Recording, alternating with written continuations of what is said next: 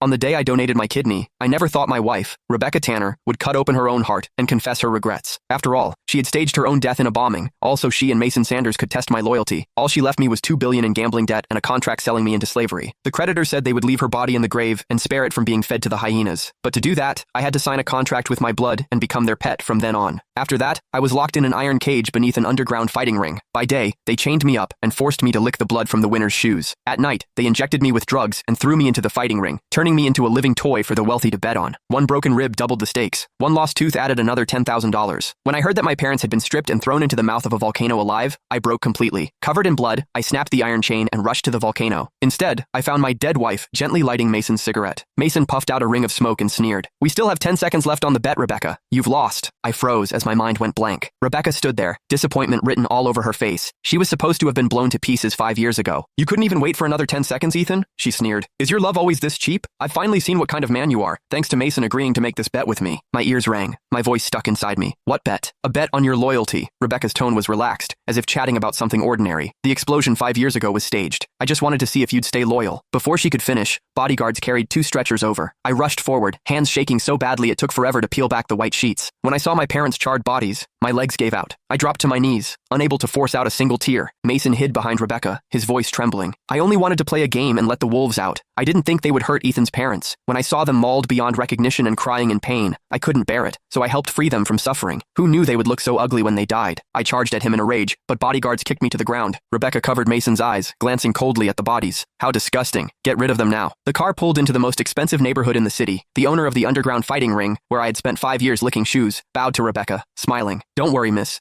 Those 2 old husks have already been thrown into the volcano. Not even ashes are left. Nothing will be traced back to Mason." I turned to run outside, but Rebecca grabbed me. "They've already been burned to ashes. What else do you want? Are you trying to disgust Mason on purpose?" Every drop of blood went cold. I looked at the face I knew so well and no longer recognized. "Did you arrange everything over the past 5 years?" My voice trembled. "Did you kill my parents too?" She pushed me away, taking out a wet wipe to clean her fingers one by one. "It was just a bet. You shouldn't have played if you couldn't handle it. If Mason hadn't taken pity on you, you wouldn't even have the right to stand here." A smile appeared on my face. I laughed until my whole body trembled. Mason whispered, "Has he gone crazy with happiness?" Happiness? Was I supposed to be happy that I took on $2 billion in debt because of her death and sold myself out like a pet? Happy that I broke my ribs 7 times and lost 4 teeth just to pay off the debt from her fake death? Or happy that wolves mauled my parents to death, their bodies burned to nothing, while I had to thank their killers? A sharp pain tore through my chest. I fell to my knees and coughed up a mouthful of blood. Mason recoiled in fear. Rebecca pulled him into her arms, glaring at me. "Ethan, you're still as pathetic as ever." She ordered the bodyguards to drag me to the river and wash the blood from my body. I thought of the medical report I received yesterday. 1 month left to live, at most. I had planned to take my parents back to my hometown once I was free, then find a quiet place to scatter my wife's ashes. There was nothing left. I took the soggy